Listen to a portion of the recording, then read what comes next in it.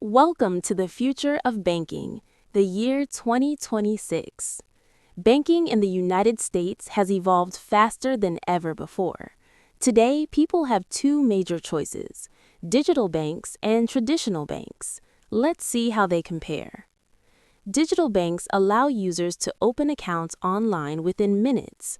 With a few taps on your smartphone, you can send money, check balances, and even apply for loans instantly.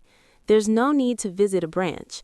Everything happens on your screen, anytime, anywhere.